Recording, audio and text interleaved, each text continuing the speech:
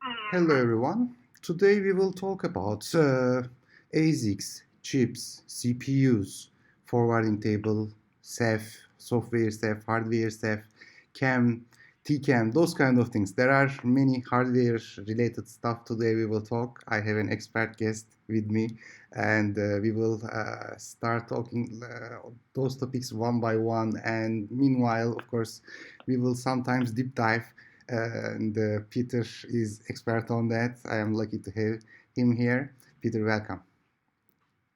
So, Johan, thank you very much for inviting me. This is going to be fun.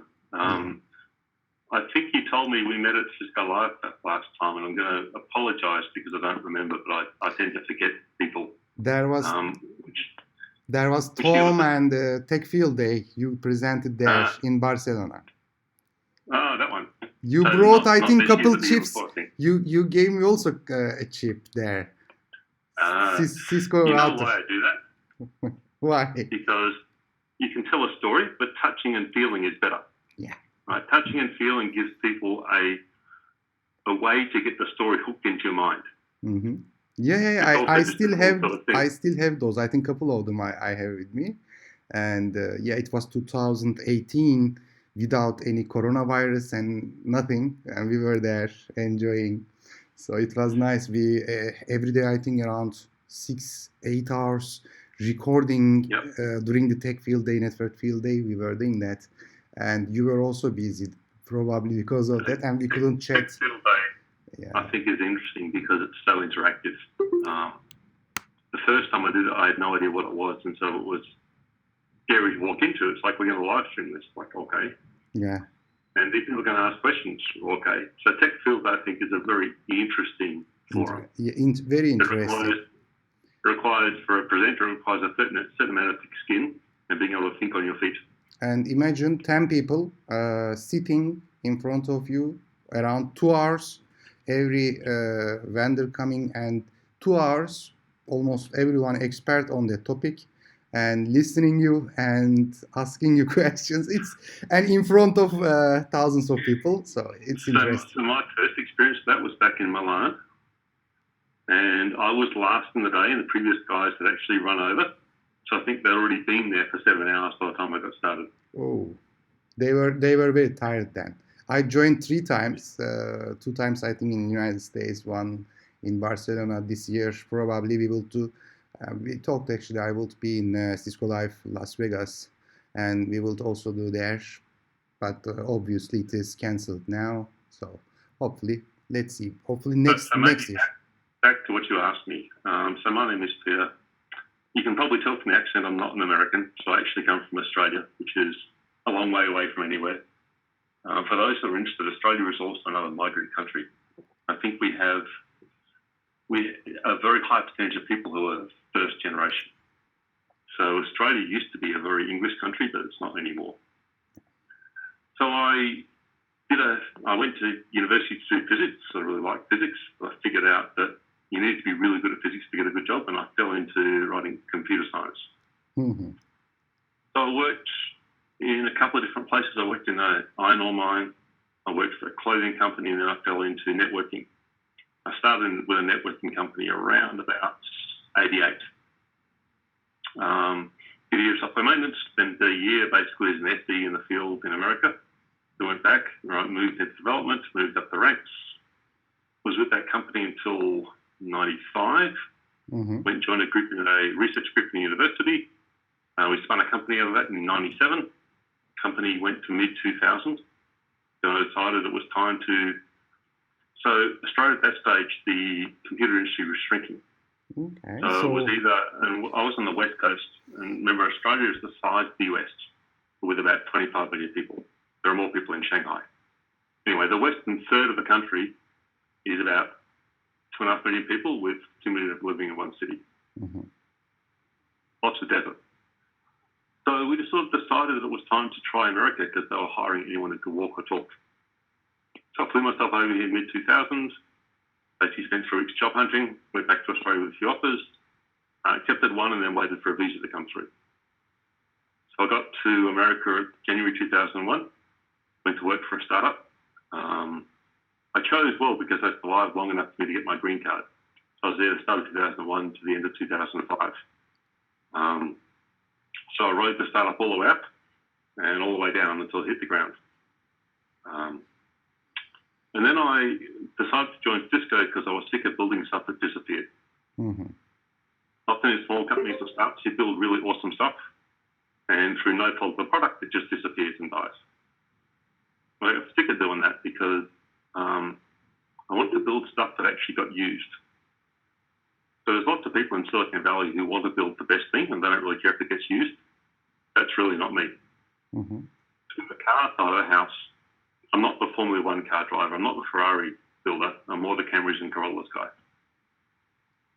So it turned out really well. I ended up at Cisco, the group that did Catalyst 2K and 3K, which is, you know, the Camrys and Corollas of the business.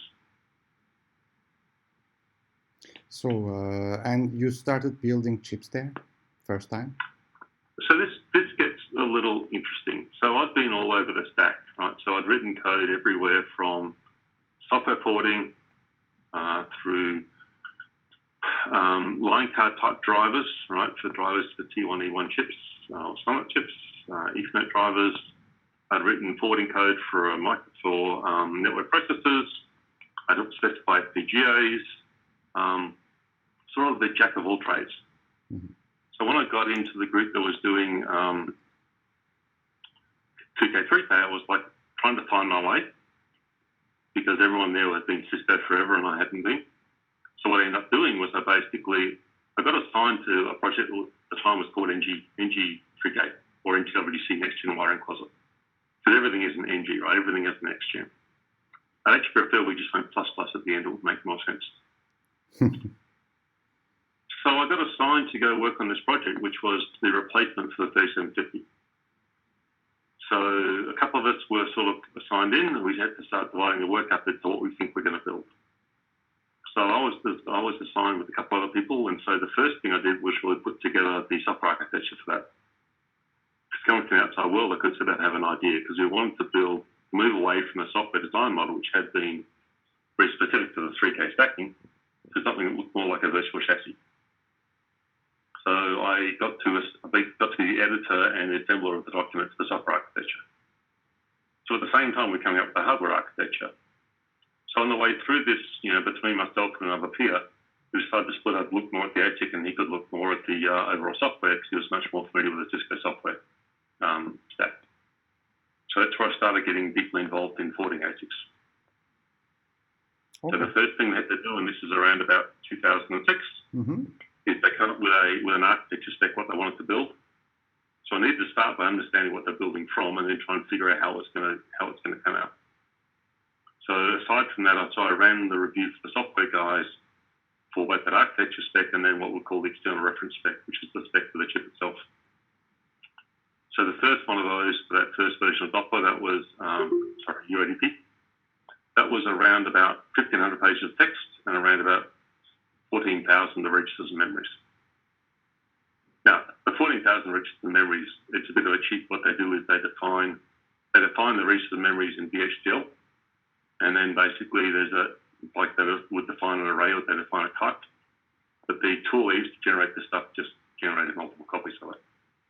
But regardless, there was 1,500 pages of text, which I probably read 10, 14 times. And we were trying to figure out how to put flexibility into a system at the edge of the network. Because when we started, it was like, so if we're replacing the best-selling switch in the world, and I think that stage of 3750 and its derivatives probably had $3 billion a year products. Like, should we make it faster? Should we make it cheaper? Right, none of them were very expensive. We decided to make it flexible because we didn't quite know what was coming next. Mm-hmm. And it took me a while, but eventually I figured out what this actually means. It means that the system that you buy can evolve and support your business. If I sell you a fixed function device, that's awesome if what you're putting together is a fixed function system. So let's say you're putting together a pop-up building for a year. I don't care what you put in. How often do the customers how often do they get to refresh, for instance, their branch infrastructure? Yeah, maybe 5. 5 years, 7 years, 9 years. Once it's rusted. Yeah. If it's running well, why we will anyway change it also. Let's extend it. Sure. So the real thing you want to do is have infrastructure that can evolve as the business changes. Think about most of your students. If I went to ask them, like, why do you want flexible? Why would you pay for it? It's like, okay, look back 7 years. How much has your business changed in the last 7 years? Looking forward, is the change accelerating or getting slower? So let's say you put in a fixed system. It might do what I need for a year. Yeah. After that, I'm going to have to start saying, look, I'm very sorry, I can't help you. But in a flexible system, maybe I get to say yes to the rest of my business for 5 to 6 years. So flexibility exists to support the business change. Now, let's talk about that one then. Actually, it leads us Does that make sense? Yes, of course. And today, definitely, this is reality. And let's start our first discussion points. And it will be, basically, you started to touch on that. What is chip and what is ASIC? So we always say chip design, ASIC. Okay, these are same thing, is different things. What we should know when we say chip, when we say ASIC, where are those devices? Which one is more expensive? So high level, let's start understanding this chip and ASIC first. You want me to explain the world to you? Yeah. So think about it this way, right? Everything is a silicon chip, right? When you start off with silicon, you actually start off with a big round thing here called a wafer. Actually, I have a wafer. I'll get it for you in a second. On that, you put together, when you design it, you put together a bunch of logic gates, right? If you guys have done any Boolean logic, it's all AND gates and OR gates, or NAND and OR gates, because you can build anything up from that. But you end up with a design, and we can go through the design process maybe later. But eventually, what you put down on the chip can do a certain set of things. Now, an ASIC is an application-specific integrated circuit. It's built to do one thing. Imagine for a second if you'd like to take an x86. You do lots of different things on it, but it's not necessarily optimized for anything. Right? Because I can write code to do anything I like. Now, if you go back for a while and you remember there's a company called Bayata, right? What they used to do was they would build a forwarding stack, right? You could run on the general CPU with general NICs. Very flexible, not really fast. So think what Intel has done over the past few years, they've put in all the stuff for big fast forwarding, which name escapes me. It's the Intel fast forwarding stuff. They've started to put a lot more optimizations to make forwarding run fast. At that stage, your device is becoming less general purpose. So a general purpose CPU is very flexible, and FPGA is even more flexible. An FPGA really is just that, in general, is a bucket full of gates. You can build anything you like on it. But even an FPGA, so building, for instance, memory is quite intensive. So an FPGA will often come with a block of memories, maybe a CPU or two, but everything else is freeform. Can I say FPGA in general, compared to CPU, it is faster? It's different. If you build an FPGA, if the FPGA is designed to do a particular thing, it'll be faster than CPU. For example, what I know about the FPGA, they are using this in high-frequency trading as well, a lot. So, because sure. Why do you think? Because they can build a specific device, a specific device that is very easily reprogrammed. So FPGA is nice because it comes to you go buy the FPGA, I can put my hand design it and ship it. Okay. So my time required to get that out the door is just the design time, the manufacturing time. But it's done to do a specific set of things. So those FPGAs, I could, if I gave them a different design, I could go and run a CPU on them. But the ones that you think about don't do that, right? They do specific forwarding functions at very low latency. So then I go towards like a general purpose. So an FPGA can possibly do anything, but normally does a few things very well. Okay. The general purpose CPU does most things and might have accelerations for some things. So look at an Intel CPU, for instance. You can write anything you like on it, pretty much. If you want to do crypto, right, there's a set of instructions called ASNI, which basically implements crypto things really fast. There's specialized engines in to do that. You might well find there's an IPsec accelerator. So generally what you're seeing is, later on CPUs, something like a Broadwell VE, has hardware queues in it. It has queuing structures and schedulers. So a purely, really general purpose CPU can do anything, but nothing very fast. So if I want encryption, then yes, CPU can do that. But if I am looking for a lot of session to maybe terminate, then CPU may not be good for that. And I want to use maybe... Again, it depends on the CPU. So what you'll find is there'll be a straight general purpose CPU, which will do it okay. Then I can go and buy a CPU that has a crypto assist on it. Or maybe I can buy, there's a blocked up Intel with Intel chips which does some of this stuff. So even the general purpose CPU is not really general purpose anymore. In a very basic level, do you understand what a cache does? Okay. Yes. Yeah. Yes. Yeah, No. yeah, that's fine. Cool. So what I can say, cache would you have in a CPU? if I say then, okay, I want encryption, decryption, maybe thousands of maybe devices doing this, I can still use CPU, but maybe high-end CPU I need to use, or I need to have crypto accelerators, etc. on the CPU. If you have 1,000 sessions and they're each doing 100 kilobits a session, no, I don't care very much. Mm-hmm. So you scale by memory throughput, you scale by CPU functions. It's all a question of what you pay for. So if you look, for instance, Cavium that recently got bought by Marvell, they started off being a crypto accelerator company. Right? Nitrox was the crypto processor they built. So Cavium traditionally was running MIPS CPUs with a boatload of data plane accelerators. Intel traditionally was just a CPU that added to data plane accelerators. So, but for the first point, chip and ASIC, they are different things then. If I say chip and ASIC, they are an ASIC is a type of chip. A CPU is a type of chip. An FPGA is the type of chip. Okay, all of them actually chip. I've got a semiconductor with some gates on it sitting inside a package. Okay, if I say for the CPU, it's also chip. All of them is like, chip is an umbrella at the roof. So all of them are anyway chip, but ASIC is doing specific function very well. General purpose CPU is doing many things enough.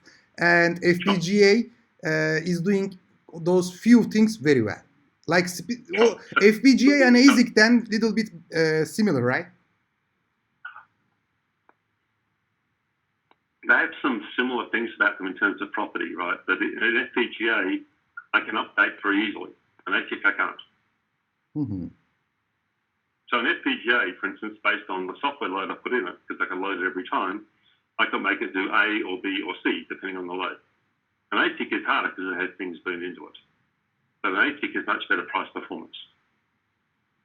Okay. You pay for flexibility.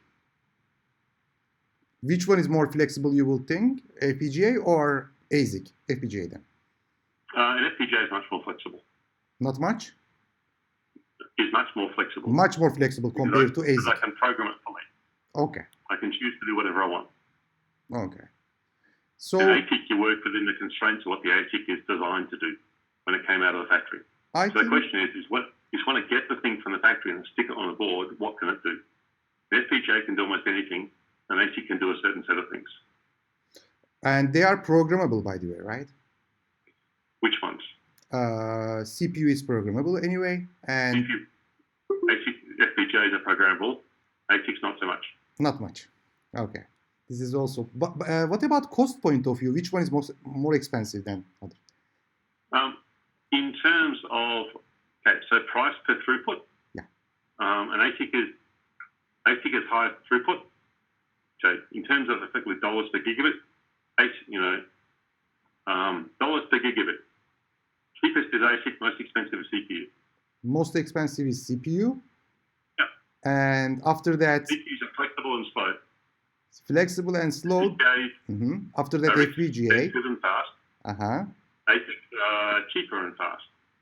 Good. So nice to also learn this from the cost point of view.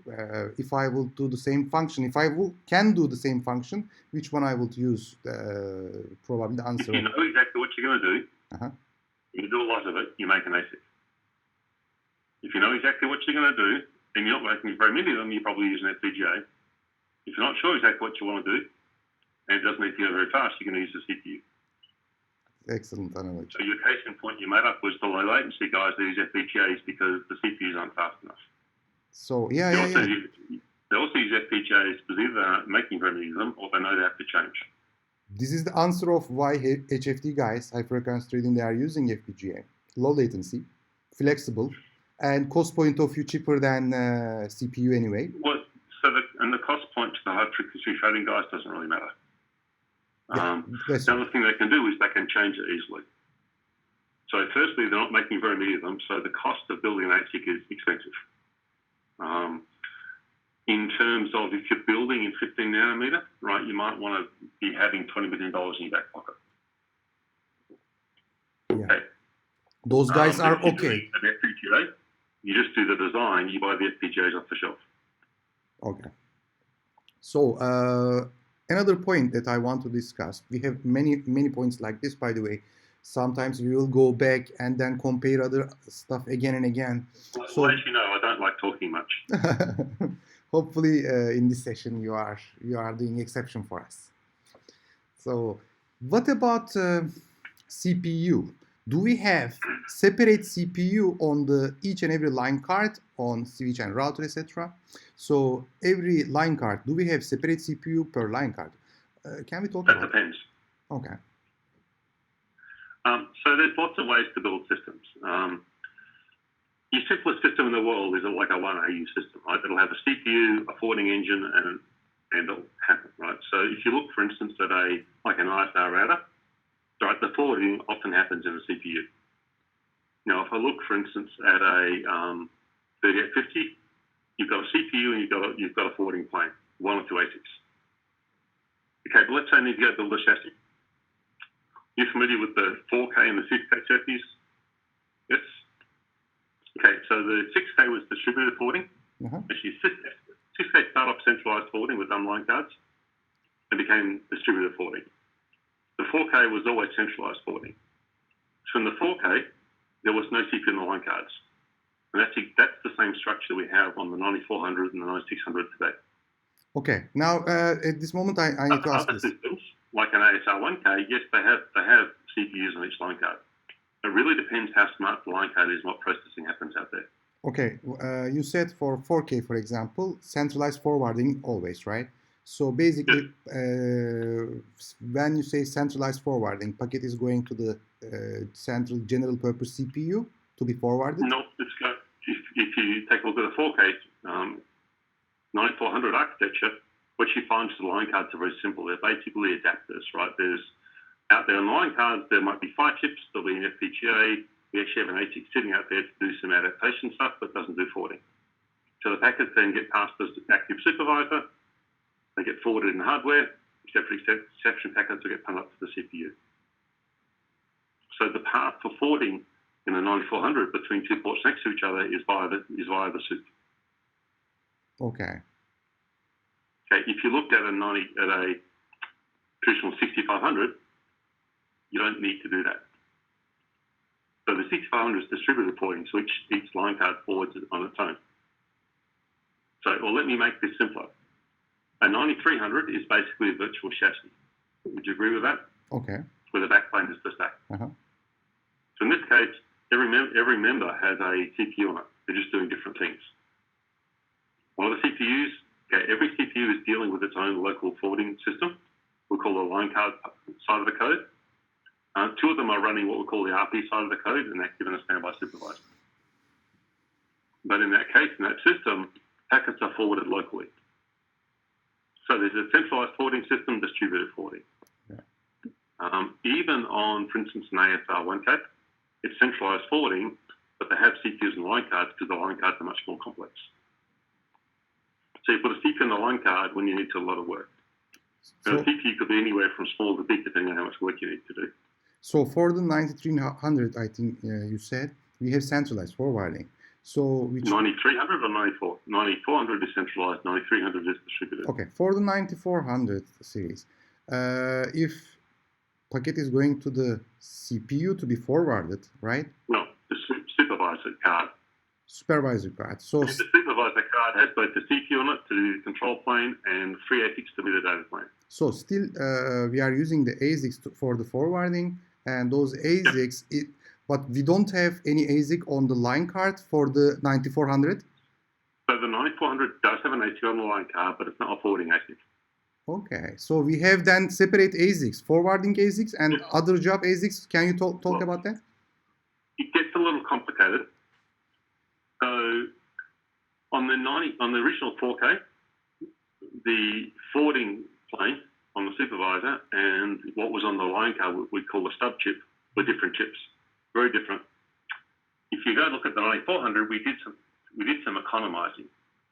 What we actually built was we built a single chip that could both be the forwarding plane for the 9200 and what we call the stub chip or the port adapter for the 9400.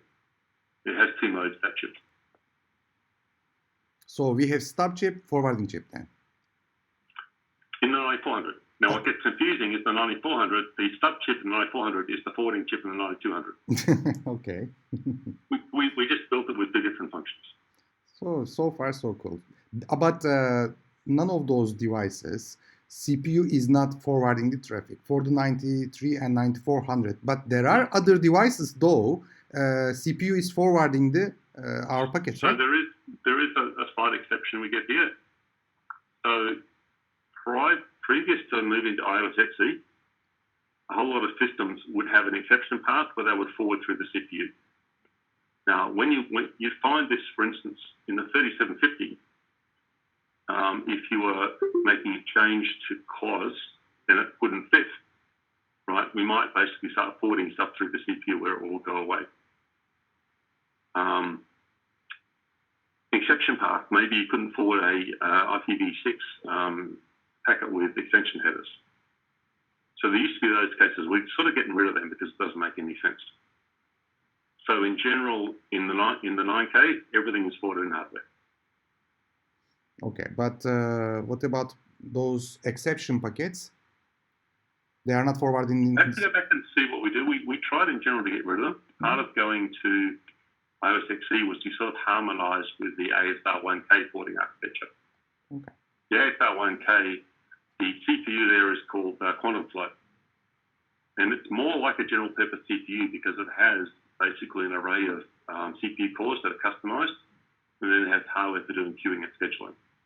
Mm-hmm. So these guys never had an exception path for CPU. So actually, this is leading me to my next question. We have stub and we have forwarding chips, ASICs, let's say. And so let me clarify a bit more. Okay. There are more types of ASICs in the world than that. For instance, if you looked inside a 9300, you'd find a bunch of chips which are what we call PHYs or physical layer devices. So there's a chip which basically goes from the analog digital side to the analog side for a base keyboard. You might find other chips that do things like what's called retimers or PHYs for optical ports. You'll also find memory chips. You'll also find PoE control chips. You'll also find microcontroller chips. There's lots of chips. So we generally tend to split between the guys who are sort of in the data plane and the guys who actually really understand packets. So the two main functions logically in the supervisor of the data plane is what we call the stub chip or the port adapter and the forwarding. Okay. So the stub chip, for instance, is going to sit there, talk to the physical ports, then pass those packets on to the supervisor for forwarding. Supervisor will go take a look at them and make them back to the same line code or to a different line code. So in this case, the ASIC that's sitting on the line card is not a forwarding ASIC. It's not doing forwarding lookups. It doesn't do policy. So, but the reason that I don't put on each and every line card forwarding ASIC is cost? It's really a system structure question. Building a distributed forwarding system is more complicated. But it is fast, right? Best is in the eye of the beholder. So if you imagine a 9400 for a second, if you think it's designed really to be an access switch, where's most of the traffic going? Most of the traffic is going north-south, correct? So there's not that much stuff that actually gets forwarded locally. Okay. So building a system that has all distributed forwarding in that case is not really cost effective. So you start think about your traffic patterns. Right. So there's some other benefits of doing. In general, if you're doing a centralized forwarding, you often find the line cards very simple, so I can upgrade the entire system by changing the supervisor. Distributed forwarding usually has high capacity, but then I have to change everything. So if you go back in time, between the 3K, the 4K, and the 6K, what was the better switch? I wouldn't say better, so depends on my requirement. It depends. Yeah. It depends. I think you're finding a bit of a move towards, so the 3K is distributed forwarding, it's like a 1RU system. You're finding 1RUs are becoming more and more common. I think you're probably finding in the centralized system, they're going a little bit more centralized for simplicity. I think this is a bit tidal, right? So it's not really like a clock because it doesn't always go the same level, but designs swing backwards and forwards based on technology. That's true, but let's say for the same capacity, same speed, if I would place every line card forwarding ASIC, it would be more expensive, right? Yes, it would be more expensive. However, if you wanted to get the top speed possible, you'd probably do distributed. Distributed, right? What you tend to find is at the really top end, you'll have switch fabric cards and line cards. So the amount of time that you spend in the switch fabric will be less when you have the distributed system. I wouldn't say that. I would say you have high capacity. Why? Okay, so you got to split between latency and throughput. Because of like we have distributed case, we have like a full mesh connectivity between the line cards. It sort of depends, right? Yes, you could build it that way. What people are more likely to do these days is they'll have an intelligent forwarding device in the line card. They'll have a switch fabric, which is pretty dumb. So the capacity is higher, not necessarily. The latency may be higher or maybe lower. Mm-hmm. Capacity and latency are different. If I have more pipelines, right, more lane. Let me go to your freeway case. Mm-hmm. You're in Istanbul, right? Yeah. Okay. Your highways are lots of lanes. Well, that capacity is bigger. Latency, not necessarily. Yeah. Sure. So capacity and latency are separate. Sure. Or throughput and latency. Uh-huh. So we can have better latency in this case with the distributed architectures. Most likely. So the reason tends to be if you can get away with building centralized, you do the simpler system. Distributed forwarding is a more complex system. Okay, so for the simplicity versus complexity, we would say centralized one would be more simpler and distributed device architecture would be more complex. Another question, so when we have distributed architecture, by the way? Yeah, totally. For the distributed system, do we have on the line card both stop chip as well as forwarding chip, or just one of them enough? So the way I would say this somewhat differently. So maybe the way to, okay, so the answer is it depends. So if you look at the original 6K line cards, they basically had a forwarding complex and a port complex.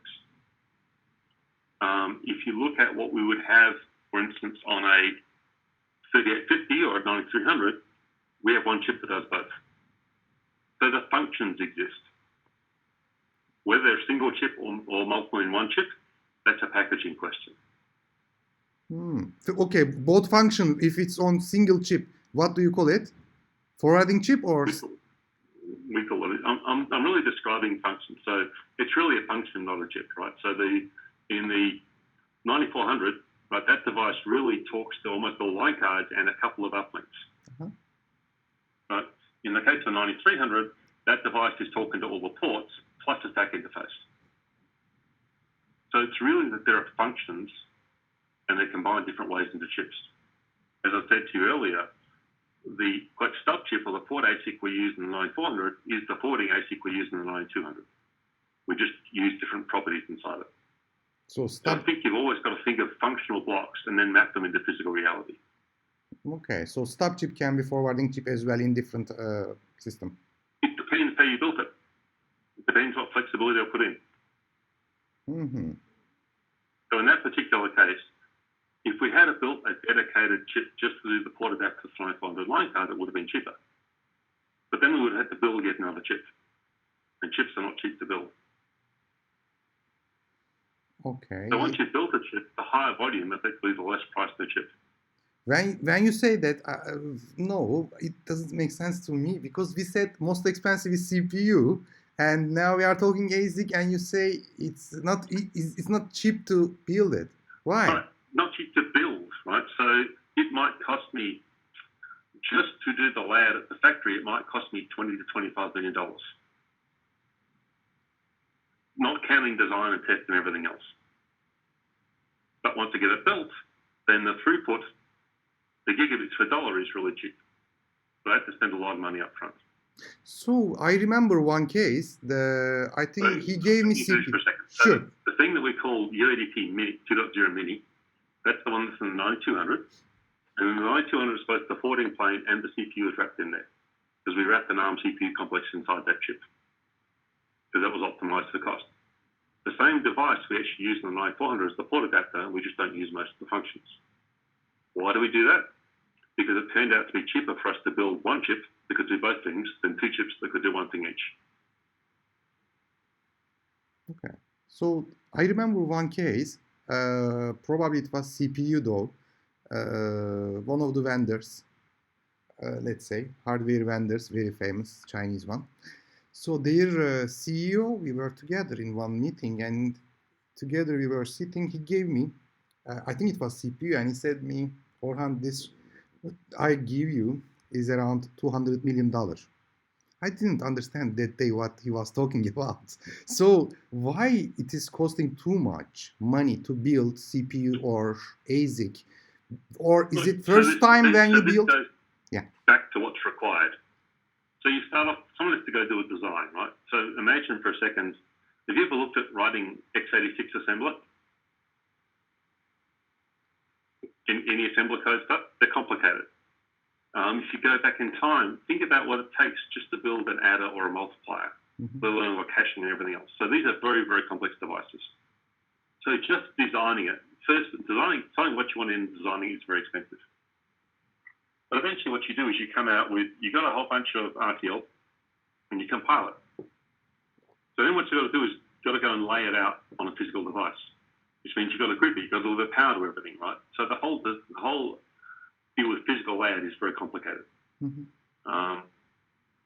you've got to go and find someone to build it for you. So you'll do things like you'll license a whole bunch of stuff. You'll license the design for the memories. You'll license the design for the serializers, physical interfaces, all those things you license. You end up with a design. Then what you have to do is go and print it on the silicon. So the way they do that is they create what's called a mask. And actually create a mask set. So the way you build these things, you start off with a big wafer of silicon. Actually, hang on a second. Okay. I think you will show us something. This is the wafer of a UADP. It's what we call the Doppler CR. So this is what we're shipping in 3850 for a long time. If you look really closely, you can actually see there's a whole lot of little bits on this. Yeah. Each one of them is what's called a die. So that's actually the chip before you put it in the package. What exactly you showed us now? What was that? What is exactly is this? That was the wafer for a 3850 forwarding chip, right? So on that one, each one of these guys, each one of these things that's like this big, that is the die, the bit of silicon that was the forwarding plane for 3850. Okay. Remember I gave you one of those that was inside a metal package? Well, that's what's inside one of those things. Right, so to make that, what they do is they basically have a whole lot of different photographic masks, which they then burn it with like very high frequency light. So they basically put a photosensitive chemical on the front of it, right, put the mask on, use that to basically etch the device. Creating that mask set is very expensive. Cool. So in the order of $10 to $20 million. Yeah. I mean, when I heard first... So when I go to do what's called NRE, or non-recurring expenditure, to build a chip these days, start with $20 million in your back pocket. That's a reason why if you're not doing very many of them, you might use an FPGA. We might use a general purpose CPU because most people don't have $20 million. Okay, good. Another discussion topic it leads us. There are many, that's why I am not, unfortunately, deep dive. I cannot ask the question.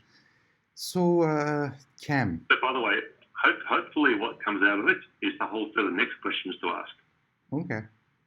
So this is the top level, and we figure out maybe sometime later to dive into some of them in more detail. Exactly, definitely. So what about CAM table and TCAM? So we use these terms a lot also. Are they same thing? Which devices has CAM? Which devices has TCAM? Are they different things? Again, like CPU, ASIC, FPGA discussion. So let's go back and we'll start with a memory, right? The traditional memory, like a DRAM everyone's used to, every location memory has an address and has a content, right? So if I want to go read a memory, I give it an address, I get back some content. So let's imagine a very simple case. If I know, okay, so imagine let's do the cell phone case. You have a name and you have a cell phone number. If I give the cell phone number, you get back the name, that's like a traditional memory. Mm-hmm. Yes. But you can imagine the cell phone number is just an address. But if I don't know your cell phone number, I can give you the name and you can give me back the address. Okay. When I give you the address and you give me the data, that's a traditional memory. If I give you the data and you give me back an address, that's a CAM. A CAM is a content addressable memory. So let's say your case is I have an array of names, right? A long list of names. If that's in normal RAM and I want to find one of them, I'm going to have to basically go through and test each one of them. Mm-hmm. Do a compare. Mm-hmm. In a CAM, what I do is I'll go and say, here is the name I want, and you'll tell me back the location. Why does that make sense? It's defined time, because the hardware deals with a whole bunch of this stuff. What we'll normally do in a classic case of a lookup is we're going to give you a key, and you give me back an address. I then use that address to go and get associated data. Let's imagine a very simple case of a ACL. If I want to say, deny anything to 1.2.3.4, 1.2.3.4 is my key, I get back an address. I then read that address, I get back the deny function. Okay, makes sense. Okay, so fundamentally a CAM is a way to get information based on content. It's a content addressable memory. Doesn't have to keep only MAC addresses. No. So there are lots of ways to deal with this, right? So the simplest memory is give me an address. So send the address, get back the data. Basically, CAMs, content addressable memories, are send the data, get back the address. So it's a way to do a search. Okay, but we place MAC addresses. Other than that, on our switches, routers, what else we place in CAM? Well, so firstly, in the UADP document foundations, we don't put MAC addresses in CAMs. Okay. We put them in hash tables. Hash table. Another topic will be that. CAMs are expensive. Traditionally there's a thing called a BCAM, a binary CAM, which just you give it the data, it gives you back an address. A ternary CAM, basically, which is a TCAM, lets you do a whole bunch of masking functions. So with a ternary CAM, I send it an address and a mask, and it gives me back the best match. So what is the difference then between CAM and TCAM? TCAM is more functional. Much more functional. Yeah. So traditionally with a CAM, I would give it exact match MAC addresses. Mm-hmm. With a TCAM, I might start wildcarding some of the addresses. But so a TCAM basically almost the same thing, though. Key plus mask to get that data. The TCAM is much more expensive and much more useful. Okay, so far just let's go a little bit slowly. Because if I just wanted to put a MAC address in, I could put that in a BCAM. Right, because the binary CAM. Binary CAM, okay. There's binary CAM and ternary CAM. Uh-huh. So if it's a binary CAM, I'm going to give it something to match. It's going to give me back an address. With a ternary CAM, I'm going to give a value to match and a mask. So let's imagine what I do is I put together a source address, the destination, the source IP, dest IP, UDP, port number, a couple of port numbers, a few other things. Now I'm going to put that together. That's a key that I need to look into the TCAM. What I don't know at the time I issue the launch is what your masking is. Because I may have to mask, I may have an entry that masks all those things, right? Exact match, source depth, UDP, port numbers. I may have something that just matches the source IP address. I may have something that matches a range of IP addresses. Okay. So the ternary CAM gives me all this filtering and masking capabilities. So, okay, what I understand so far, for the CAM, we also say BCAM, binary CAM, and overall we have binary CAM, TCAM, we can say. Binary CAM or just CAM, memory structure which we don't have to place only MAC address table. In fact, it requires also exact match when you do the search. So binary CAM is basically an exact. I'll give you this address, you tell me back exactly where it is, or tell me it isn't there. But if I am looking for more flexibility, TCAM then? Yes, the ternary CAM will give me the best match. And if I can also specify like a wildcard you said, so subnet mask maybe don't have to give me /32, but give me /16, etc. Sure. Okay, and but much more expensive as well. TCAM is much more expensive. Lots of power. So there's a very simple case. Let's say I have match. Okay. First one is match only source, then match source and depth, etc. Right. What I do is arrange them in order. So the best match goes at the top, the first address. The worst match goes at the end. So at the end of a TCAM, there's effectively a match any. So the thing about a TCAM is it will give me the best match. Okay. By the way, for this topic, there is a nice question. I want to ask that one at the moment from the live audience. People are asking. We are always told. What is he saying? What language is he speaking? Yeah, definitely. This is what he's saying. Actually, I heard many times too. Let's get the answer from the actual guy. We are always told TCAM space is not big enough. Why can't vendors make switches with larger TCAMs enough that the argument becomes irrelevant? What do you think?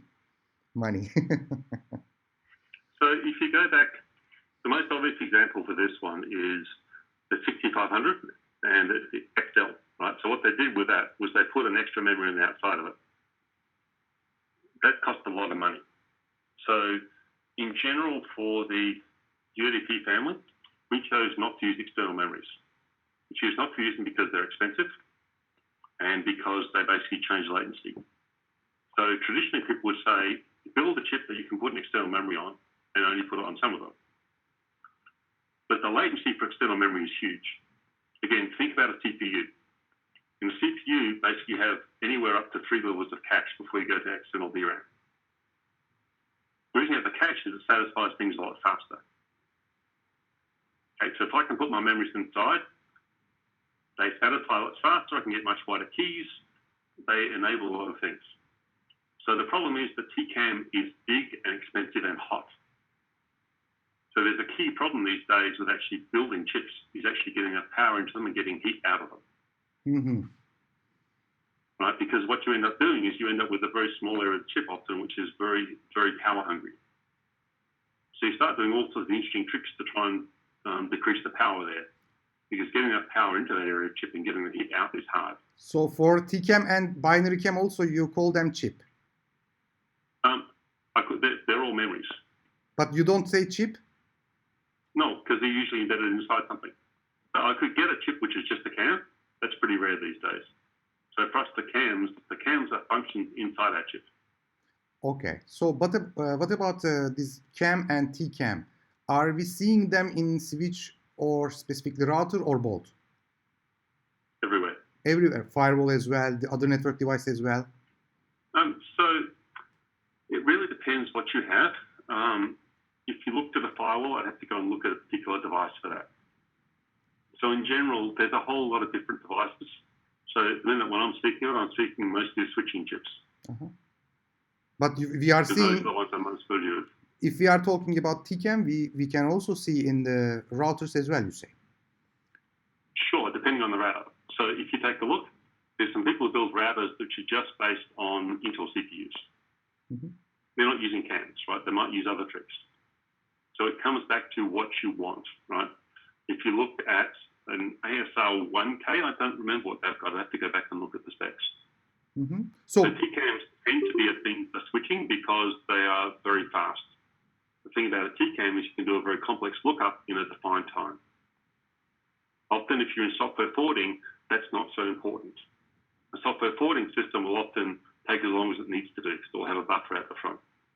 So then this So the thing about a TCAM is I can do a very complicated lookup in a defined time. TCAM is separate hardware, right? Memory, but hardware. It's a functional block. And reside on where? Sometimes on CPU? It normally resides in the main switching chip, but could also reside outside. Okay, cool. Now what you say also, it might be in some routers, might be this memory, memory basically, we don't call it TCAM anymore, memory on the CPU itself. They don't have extra TCAM for that, right? Maybe not. Okay. If you look at an IFR, it's just doing software forwarding, right? Or you look at the Tel-Aviv edge. So your basic thing is I've got a table in memory, some information, I need to do a lookup, right? There's lots of different ways to do that lookup. Okay. I mean, you mentioned earlier about a hash table. Having memory on CPU versus TCAM will be faster. Sure. And more expensive. Again, let's go back to the CPU case. Uh-huh. So I'm doing CPU operations. If I do a CPU with no cache, every time I need some data, I have to go to memory. It's very slow. If you look at a more complex CPU like an Intel, you might find it has 3 levels of cache and lots of very complex algorithms to figure out what goes where. The reason I have cache is I want data available fast. So that the cache is a specific function designed to speed up access to memory. Okay. The TCAM is a specific function designed to give you a complex lookup in defined time. And fast, we are expecting to be fast if we have. Sure. Defined time normally comes fast. You usually don't define it to run very slowly. Mm-hmm. Okay. But then the question is how do I package that function into a physical device? Yes, I can make its own physical device with an interface with something else. I can put it inside the device. So we've got to go back to remembering there's a whole lot of functions. How I package them into a device depends what that device has to do. Are those TCAMs on the line card or close to CPU, general purpose CPU? Where is it? Okay, are we talking about a 9400 class system? For example, 9400 was distributed. 9400, the TCAM, all of the forwarding stuff is all inside the forwarding ASIC. All the buffer memories, everything else inside the forwarding is inside the forwarding ASIC. And forwarding ASIC on 9400 was distributed, so on the line card? No, centralized. Centralized. So TCAM is also on the forwarding ASIC? Yep. Okay. It's in the forwarding ASIC. So this ASIC basically... Hang on a second. Sure. This is probably an excellent time for me to share a slide. Let me see if I can figure out how to do this. Sure.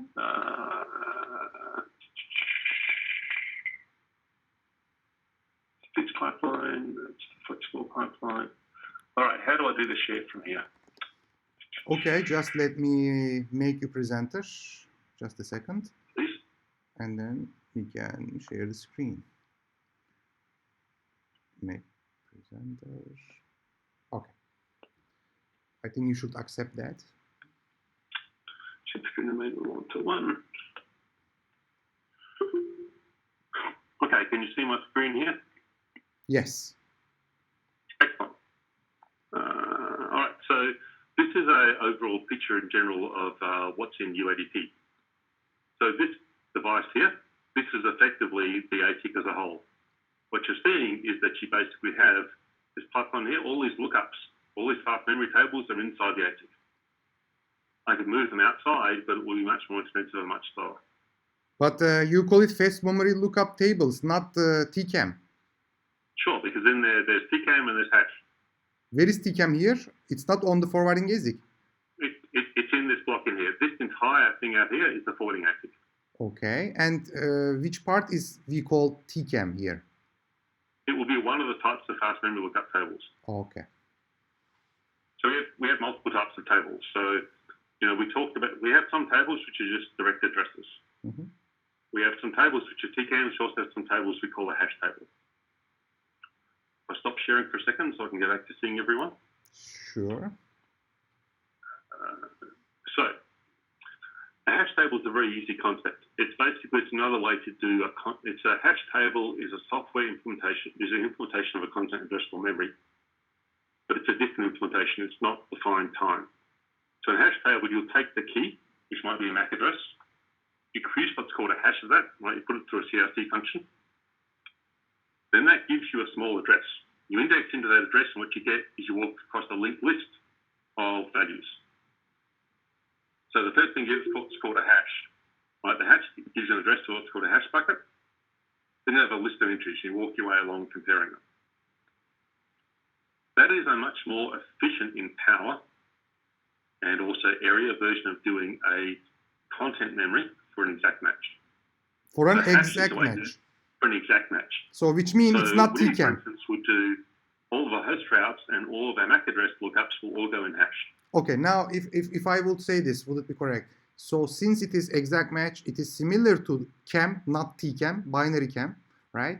And hash table is what exactly you said, software implementation. So we don't have any, it's not physical function. You can implement them in software really easily, and hash tables are a very common software construct. Mm-hmm.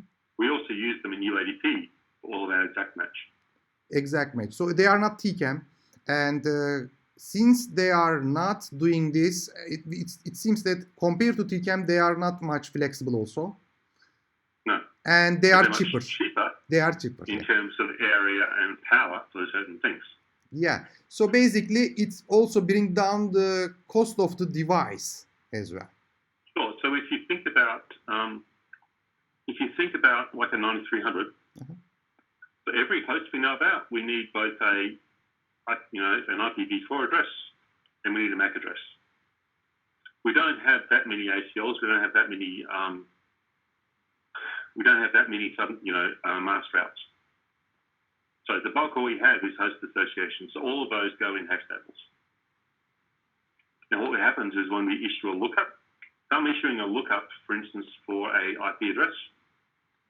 My function, which is the flexible lookup function that you saw before, it issues an address and it searches actually in 3 separate tables. It'll search in the exact match hash table. It'll search in the longest prefix match table. It'll also search in what's called a overflow TCAM. The way we build our hash tables is there's a limited number of entries in each bucket. So if you go beyond that, we shove some stuff in our overflow TCAM. But you are trying to do most of the operation in the hash table, though. Yep, because it's cheapest. It is cheapest. And those ACL operation is done in the hash table as well? TCAM. No, ACLs are in TCAM because they are a best match. Yeah, they are not exact match. You are right. So that's why in the devices, not every device maybe, but if there will be ACL, etc., if you need to have not only hash table but also TCAM. To be at all efficient, yes. I can build you a ACL implementation software. It just takes a very long time. Yeah. So you what you are saying, by the way, I can do ACL operation in the hash table? No, in software. In software. I do it in straight software. Because so imagine I could come in and I could basically have the structure where I have the address, I have the key in the mask, then I just have a whole list of things, linked list of more or less specific, but I'm going to have to go down and compare every one of them in software.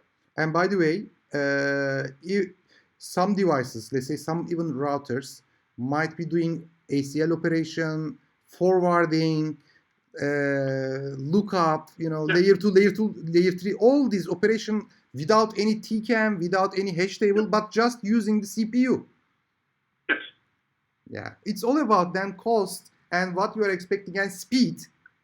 Cost and flexibility and speed. What you are expecting, so flexibility, yeah. Go back to the idea, right? If I want to build a Ferrari versus a Corolla, yes, they've all got 4 wheels, but what you put in is very different. Yes. If I want to build a Corolla versus I want to build a truck, they're very different. I will not put this session name, cheap design, all the ASIC, etc. Do you want to get Ferrari versus Corolla? So because it's Camrys and Corollas. Yeah, it's like a CAP theorem, right? So fast, cheap, and best. Which one you want? So one of the things I try to do is to bring the concepts back to what people are familiar with. Because often what you find is people they talk in their own small groups, and they talk to people and they expect everyone understands the same things. So one of my goals is to try, or succeed, to go, hey, let me explain this in a way it's easy to understand, which is where I started with the CAN versus normal memory. It's like, do you know the phone number or the name? If I know the phone number, I can look in a traditional phone directory, the ones we used to have. I would look under a name. Yeah. And I'll probably get the phone number and the address. Yeah. Now, a reverse lookup would be look up the phone number, then I'll get the name and the address. So everyone's used to these things. So, for instance, I'm fairly active on Twitter. There's people I know just by their Twitter handle. Twitter handle is sort of like an address. Right? They don't have to remember what their actual name is. That's true. Yeah. So part of the goal is to make it so your students in general have an idea what's happening underneath them. So when someone says the TCAM is expensive, they go, okay, I have an idea why. So in the case of, why don't I put in as much TCAM as possible? Because I couldn't fit it in the chip. So the one thing to remember is that, I showed you earlier, and I'll send you a picture of that wafer. So the wafer is this round. All right, so wafers in general, because what they do is they'll start off, they'll get very pure silicon. They'll make it into a really big bar. The bar is this round, I don't know how long. What they then do is they slice it into small bits. They're called wafers. So the wafer is what you basically build die on. Die is that small piece of silicon. Okay, so wafers will have a random distribution of errors on them somewhere. There'll be glitches, there'll be a piece of something. So let's imagine if I had a wafer fit one die. I could guarantee it wouldn't work. It would have errors. So the smaller the die, the more yield I get, right? Okay, so if I have a small die, I get much better yield because I have a fixed cost handling the wafer. So let's say I have a really big die, and my yield on that, the number of useful die, is like, if I get 4 from a wafer, that's really expensive. Let's imagine I get 400 from a wafer, that's really cheap.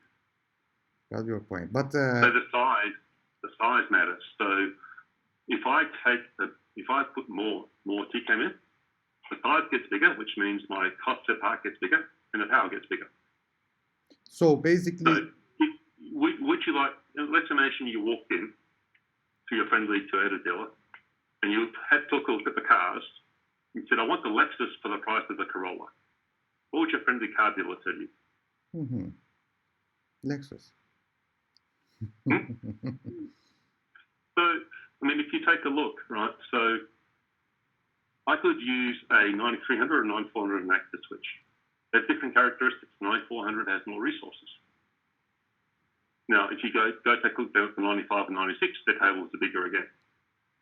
But they're built for different things. The 9300 versus the 9200, the 9200 tables are smaller.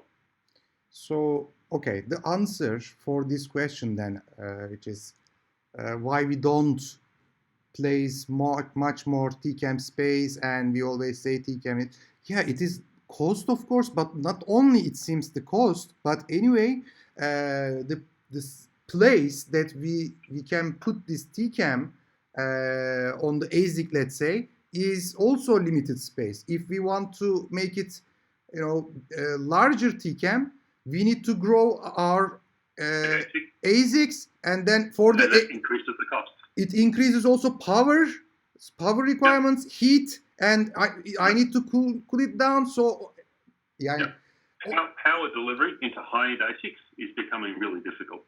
Yeah. Everything is getting bigger. This stuff is actual real physics. But getting power into these devices is really hard. One device I'm familiar with, it had quite a large TCAM cable in it. The problem is logically the TCAM, what you do is you give an address, and it basically will search all of the rows in the TCAM in parallel. That's a very expensive heat operation. So if you did that, what happens is the power level that block of the chip went so low it didn't work quite well anymore. So we have to do all sorts of interesting things to make sure that never happens. So delivering power inside a chip is actually very complicated these days. Okay. Cooling it, of course, is tricky. Have you seen You ever seen someone build their own gaming PC at home? You seen the cell level heat sinks they have on it? Of course. Yeah. Okay. Have you ever heard of liquid cooling systems? So there are people who now make, for data centers, they make basically bars where they put the boards into liquid just to try and get the heat off them. Okay. By the way, as you know, we like to compare the things, right? So if I would compare them, TCAM with something else, it's obvious that one of them would be hash table, right? TCAM versus hash table, we can talk they are like apple to apple comparison almost, right? The functional wise, etc. We can find common things to compare. What else would be? What else? Let's say this more simply. I could use a TCAM and a hash table to store an exact match entry. Mm-hmm. If I use the hash table, I get many more entries in the same space. Okay, that's why I'm saying they are both doing almost the same function. Of course, the TCAM is giving us best match, not exact match. It's more flexible, etc. But as you can see, we can compare them. What else we can find? Any other terminology that etc. that you use to compare these two? Is any other alternative that we should know? It gets sort of interesting in here. It sort of depends on how much you optimize. So in the case of like the 900 class systems, we do more optimizations. So we build some of the ASIC semantics natively into our TCAMs. Mm-hmm. So it's not just a straight TCAM. We might be looking at both. So let's say, imagine what I actually have is port, packles, tackles, rackles, and gackles, right? I have all these levels of HDL. One of the things I do is actually build in semantics to go, okay, I may have skipped at the port level, but still be going on the VLAN level. Or let's imagine you want to have something like an ACL log function. I need to know every ACL entry this thing hits. That gets more complicated, right? So you can never finish your complications. I can always build it better. I can build it more complicated. I can build it niftier. The real trick is deciding when to stop. Mm-hmm. Again, this goes to, think of all the stuff that's in a Ferrari Formula One car. I could bring all that to a Camry. It would just be really expensive. Okay. What about this? You're building things for different tasks. You are right, but sometimes also... Actually, so one more thing. Uh-huh. As you well know, sometimes if what you have is a hammer, everything looks like a nail. Yeah. I have a guy who's got a certain set of tools, but not everything. Okay. Now, from my understanding, in CAM table, what we know CAM and hash tables, not TCAM, CAM and the hash table, we are doing exact match operation. So it doesn't have to be any IP MAC address or something. It can be ACL, etc. But only if we are doing exact match operation. But ACL might be... It's a certain number of bits. So an IPv4 address is 32 bits, right? A MAC address is 48. Right? A V6 is bigger. Mm-hmm. So the things that get into CAMs or hash tables is how long your key is. Mm-hmm. A hash table is an easier thing to some extent because you're doing a hash. So you start off with your basic search. I might hash a 48-bit address down to 16 bits. So you can place. So there's whole lots of stuff online about hash tables and how they work. Sure. And CAMs. So I'd encourage you guys just to go take a look. Maybe what I can do is find a couple of good tutorials and send them to you. Good. It would be nice, and I can share the link on the description of the video, by the way. So what about this question? Is it a relevant question? If I am talking IPv4, IPv6, so size doesn't matter, it seems here, 32 bits or 128 bits. I can still use CAM or hash table, right? So this is where it gets interesting. And it depends on your structure. So traditionally in like the 9200, 9300 class, the way we structure it is we'll structure the exact match addresses. So you can either get, one IPv6 address takes twice the entries as to an IPv4 address. So we'd optimize the lookup around basically, the lookup would end up being a 64-bit address. And for V6, I have to chew up two of them. So it depends. Mm-hmm. I can also make the natural lookup be 128 bits wide. in which case I'm at parity, but it means, so back up. What you'll often see is people go, I have 100,000 IPv4 addresses, which is 50,000 IPv6 addresses. That's a pretty easy way to scale it. The same thing for the TCAMs. How big is your key? So I can structure it inside UADP to either be 128-bit keys or 256-bit keys or 512-bit keys. So what I will try and do is, where possible in our ACL and quads, if it's V4 or MAC address, we'll use a 56-bit key. Mm-hmm. If it's V6, we'll use a 512-bit key, but it will take up 2 entries. Am I placing my routing and forwarding table on this TCAM, CAM, and hash table? Yes, TCAM and hash table. TCAM and hash table, I place my routing and forwarding table. So when I say control plane and data plane, those are RIP and FIP.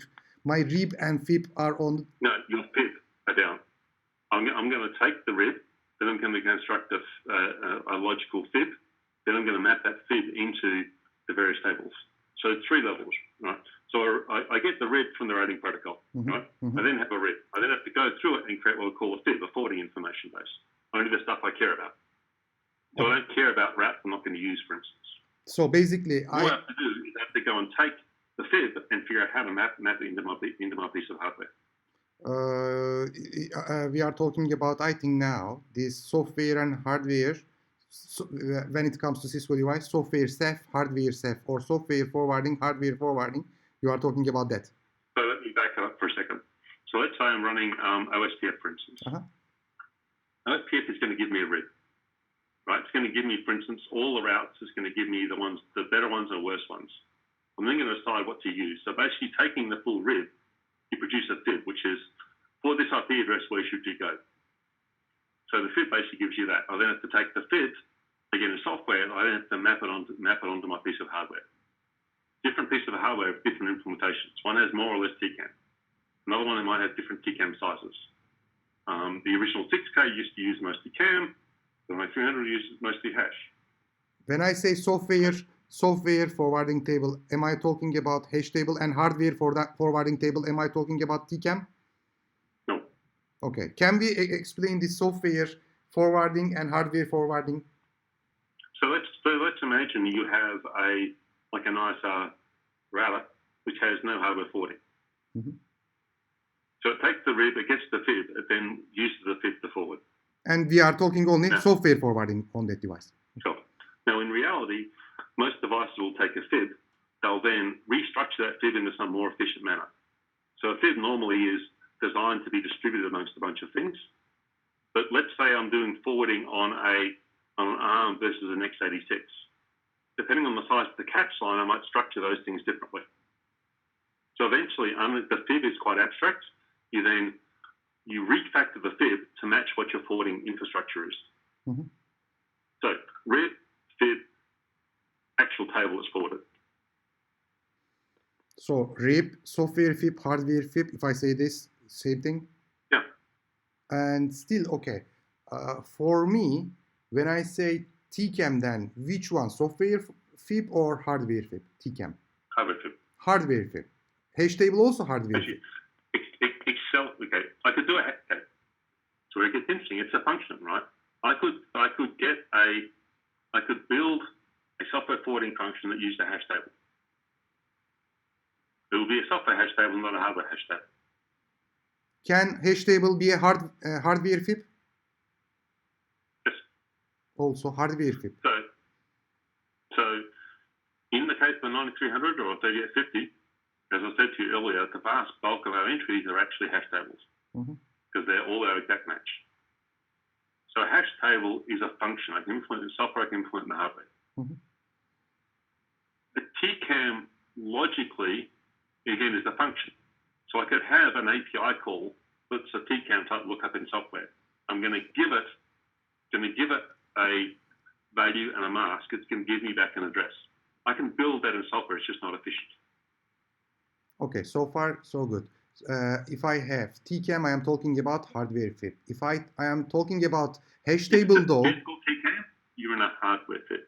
However, let's imagine, for instance, that I had a device doing software forwarding which had a TCAM device plugged on the outside of it. all these combinations exist. Mm-hmm. So it goes back to there's a function. Where is the function located? The function is located in hardware, then that means it has a certain speed advantage and cost advantage, but it loses flexibility. That function is located in software, I can update it automatically, but it loses price performance. So you start with, here's a function, right? So a hash table is a function. I can build in software or hardware. A TCAM is normally considered hardware, but I can build the same interface in software. So which means if I am doing forwarding lookup on hash table or TCAM, I am doing this forwarding function. And now, if this forwarding function on the software, I am talking software forwarding. If this forwarding function on the hardware, I am talking hardware forwarding. Correct. Okay, fine. Then all this actually combination exists then. Yes. So even then, a very powerful device might have only software forwarding, not hardware forwarding then. So hardware flip, I mean.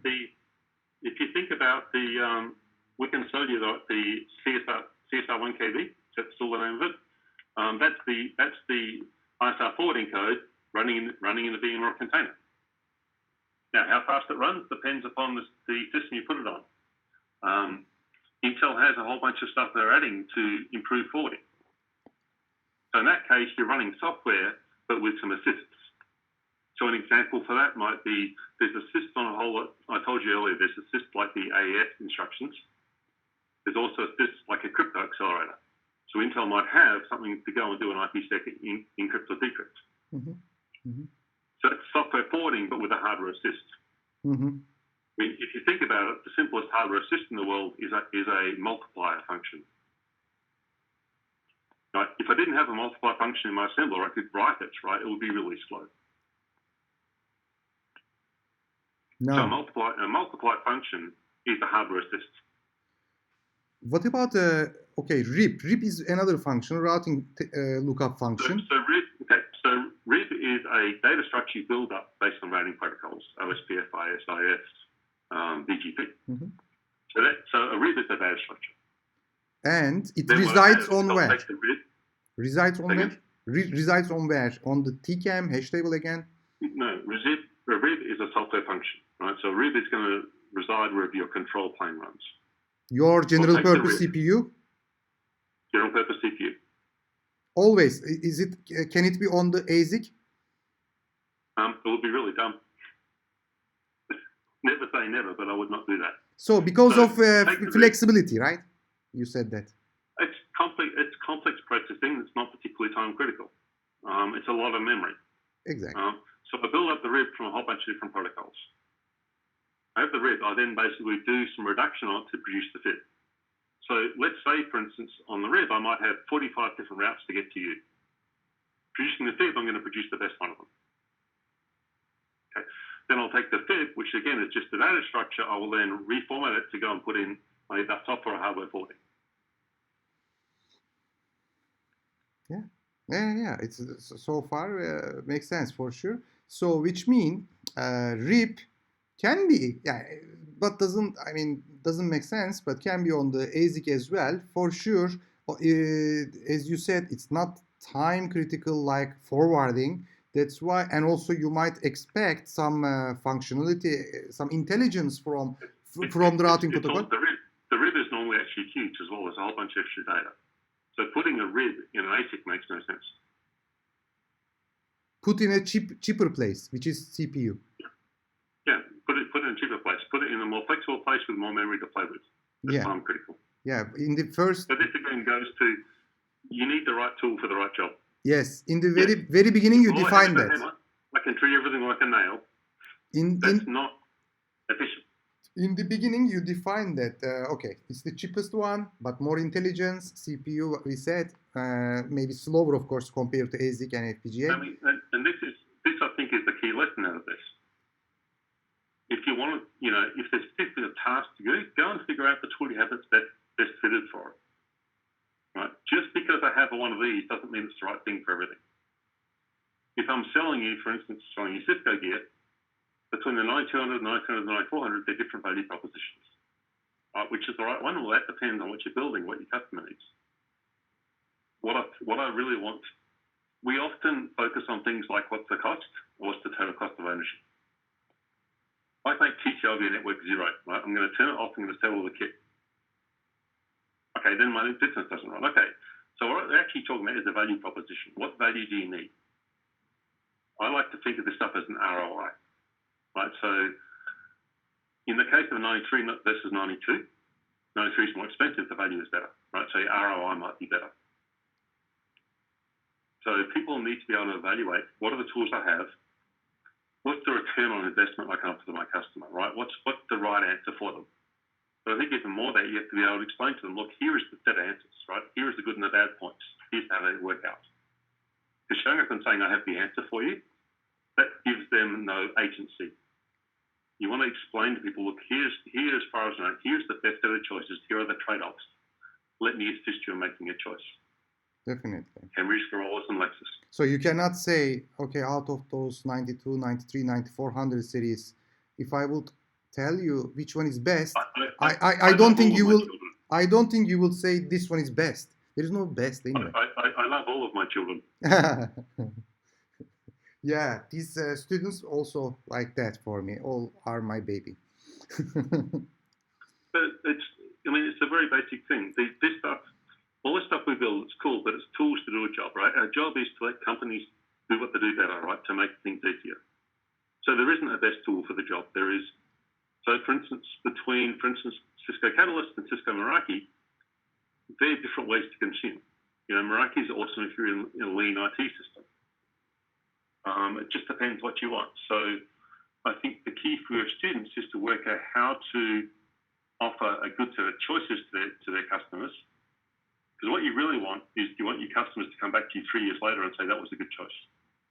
There's always the tendency to go, I want it cheapest, right? So we have to explain the value. Because ideally, I could tell you something and you could come back in 6 months' time and be really mad at me. It was cheapest, but it's not the right thing. Ideally, what you want is to sell people something and have them come back 5 years later and go, this was the right thing. Okay, Thank you for doing this. Why you are saying that? Maybe because after 6 months, I bought as a cheap price, but maybe performance-wise, it's not sufficient anymore for me. You didn't do what you needed. Your requirements changed. Yeah. You put something new in. Now, as I've said before, if you're putting up, for instance, let's say you put up a building for 6 months, 6-function system. If I'm doing, I come from Australia, right? You might have a branch which is 2,000 miles away. I can't drive out there and change it easily. Mm-hmm. So for that case, I'm going to look and say, I'm going to build a system that can adapt. But eventually, I think you offer them all to your customers and say, look, here is the set of things we have. Here is the price and the value for each one of these. Let me explain the return on investment and why I think this one is more suited for you. That way, your students are empowered and the customer is empowered. There's nothing worse than someone coming up to you and saying, you should buy this one. This is the only one that's going to work. As a customer, that's a lousy feeling. If you can go and say, look, I went and did my work. Here's my 3 options, and here's what I think are the pros and cons of both of them, of all of them. That gives you a satisfied customer. Now, if they choose the one you don't like, when they come back later on, you can say, look, here was my recommendation. In an ideal world, you can express the value, and so you can be clear about the return on investment. Mm-hmm. So, by the way, there was a question. Now, I think I can come up with the answer, and you can add more things on that. If I am doing something wrong, please correct me also. Is routing and forwarding table kept on the CPU or ASIC? Routing table would be on the CPU because much more space, because it's cheaper, because it is flexible, and because it is intelligent, etc. Forwarding table, though, it is not. It can be on the ASIC, but you said RIB. Okay, so there's a RIB. There's a FIB, and what's in the table. So in general, the RIB and the FIB are both fairly abstract data structures. It'll be a common form. So the RIB and the FIB will be encoded the same way across all the switches. What goes into the hardware forwarding table, so the actual table that's used for forwarding is different because that will be encoded based on the system. Even if I was doing this in software, if I'm doing the forwarding table for like an Intel CPU versus an ARM CPU, depending upon the accelerator, I will encode the forwarding table differently. So RIB, FIB, forwarding table. So the forwarding table is the thing the forwarding software, the forwarding function operates on directly. How come? I mean, why you are saying FIB and forwarding table different things? Why you are saying so that? The RIB is the stuff that you get from the protocols like BGP. That's fine. I take that apart into a standard data structure, and it becomes the FIB. Now then I have to figure out how to map the FIB, which is quite generic, into the particular way I'm doing forwarding. So the FIB, for instance, wouldn't be stored in a hash table. FIB would just be a simple thing. But I might then take the FIB into a hash table, an array table, or something rather else. What extra thing you add to the FIB and you are making a forwarding table? What? I will restructure it. So, for instance, what I might well find on a FIB table would just be a list of exact match entries. Now, if that's just a simple list, if I went to the software forwarding operator on that, will be really slow. I'll take that list of exact match entries, I'll put it into a hash table. For example, can I say this? If I also add like which layer 2 MAC address I need to put into the header, everything is ready in the forwarding table, but not in the FIB. Yes, that would be fair to say, because the FIB is the layer 3 stuff. Yeah. Figuring out how the rewrites can happen, they all have to happen further down. Yeah. So you can imagine the hardware software forwarding table, so the distillation. So I start off with the RIB and the FIB. I start off with the MAC address table. I start off with a bunch of other stuff. Then I have to condense it down into an efficient means to process. Maybe think about it this way. If I'm doing programming, traditionally there was the top level language, which I compiled to assembler, which I then learned through an assembler to machine code. In things like Clang, it's a bit more complicated, but I will go through a set of representations. There's the abstract representation like the C code, the C++, the C#. That then gets compiled into assembler or an intermediate form, which then gets compiled for a particular machine.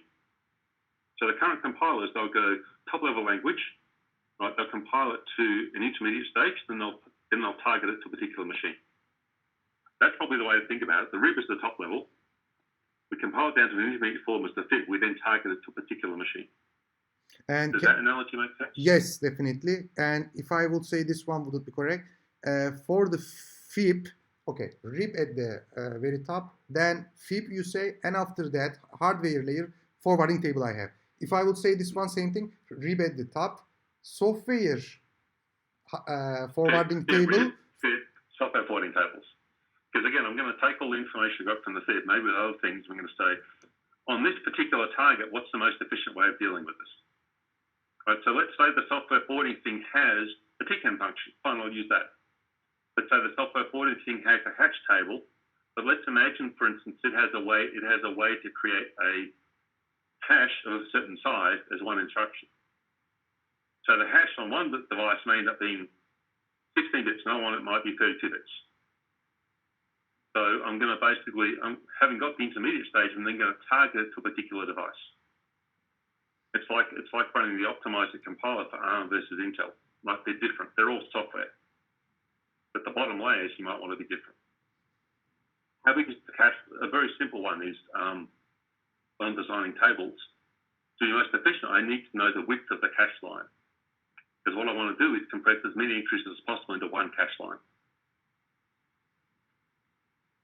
When we say... So we actually have people... So you know the concept of a cache line? So a cache is basically an array of stuff, right? So a cache simply basically, the external memory might be 64 bits wide, but the cache line might be 128 bytes. And it goes as a single read or write. So when I design my forwarding tables, I want to compress as many entries as I can into one cache line. Because that way it can be much more efficient to memory. Cache line size is different per CPU. So the way I'll build the table to forward on is going to vary per bit of hardware. For me, this one, okay. I mean, RIB and FIB after that forwarding table, it's like every time I am summarizing the data, like RIB, lots of stuff. Then when I come to FIB, best match out of those routing entries. And then when I come to forwarding table, not only layer 3, but also layer 2 and rewrite, make rewrite function, all of them edit. What all that stuff needs to be, that you structure it to be most efficient for whatever you're running on. Yeah. This one is fine. As a block, this one is fine. This one is fine, Peter. But also, I want to compare this one with this. RIB, software Ceph or software FIP and hardware FIP. Can I say hardware FIP is equal to forwarding table and software FIP is equal to FIP, which our definition FIP? So this is where we're getting into sketchy names. So traditionally in Cisco systems, there's a thing called Ceph, and Ceph distributed a standard form across line cards to people. So it'd have a RIB and a FIP, and Ceph would distribute it down to a lower layer, right, the PD layer. The platform dependent layer would then take the Ceph stuff and encode it in some way that was sufficient for it. If it's running software forwarding, it might encode it a certain way. If it's running on MIPS or PowerPC, depending on what infrastructure you have, it's different. If I then take it to, maybe if I'm running on a 6K, that's running against Dell. If I'm running on a 4K, it's running against K10. If I'm running on a 3050, it's running against the Doppler. So, RIB, FIB, distribution via Ceph, and then encoding beneath it. So, RIB, FIB, and you are saying Ceph, distributed forwarding. Ceph is the distribution means, only that we do an encode for a particular platform. But we have also software Ceph. What is between? Sure, and software Ceph just deals with that Ceph structure that's distributed. So software Ceph is slowish. Software Ceph and hardware Ceph. What is the difference? No, there's the distribution, right? Ceph is effectively a distribution layer for most systems. So you need to have distributed system for that, line cards and.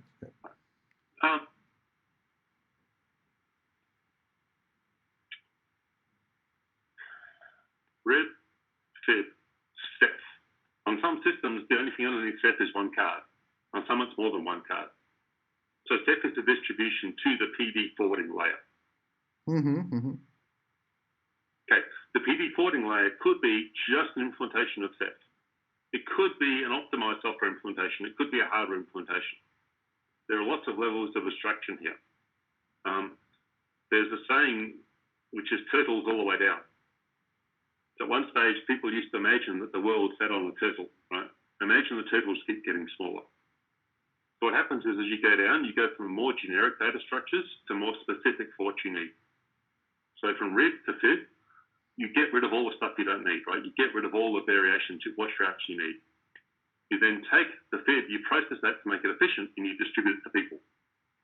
Might be one person, might be multiple people. Everyone who gets it then takes it and figures out how to do his task. That is totally okay, but again, it's not giving me what's the difference between software Ceph and hardware Ceph. Both are still distributed. So I don't use that term so much, I guess. So there's two. This is where it gets interesting, and we're getting close to the end of time. Ceph has two meanings. So Ceph originally was the software forwarding path, and there was from the FIB was created a set of data structures that the software forwarding code used. We then made that also, that was the way to give that information to something else in the software forwarding path. So the software forwarding path originally was common across all iOS platforms. Then if I want to make a software forwarding path customized for something particular, I have to take that Ceph information and abstract it once more. So it's going from the most abstract to the most detailed. Yeah. Now it's fine. With the last example especially, before maybe older implementation, we had software Ceph, you said, and we might have hardware as well, but both are actually, you are not using different terms, and this is for the distributed function. By the way, Peter, I think it's now end of our session. We have multiple questions, and it seems that we will have another session hopefully, and we will talk with Peter, and based on hopefully his time, we will come up with the new questions. And now, go ahead. So some of this stuff again is you got to work it through, and so my goal is not to have the perfect answer every time, but to have the discussion. So if someone is looking for here's the exact answers, that's probably not me, right? For the discussion of how and why, that's where I think it's actually more interesting. So there is to get the answer to the book, and then there's to understand the answer. So my goal is to try and get that. So I don't always have the right answer direct, but often what I think this works is I say something, you say I don't understand. Well, then we'll work through the answer. So it takes a little more time, but I think it's provides more context, which lets people understand why something is. Definitely. Because I can just tell you the list of things, but I want you to have the understanding underneath so you can make better choices. Exactly, and also lots of people will watch this and they might come up with some questions, the discussion topics for the next session. We would be happy to see that, by the way, and put your questions just under the YouTube video. Also, I will try to get some resources for extra reading from Peter, and I will put them into the description also this video. Let's end up this session here. What would you say to people, Peter? You were already saying a lot of good things, like it always depends on your customer needs, etc. But as a last point, what would you say?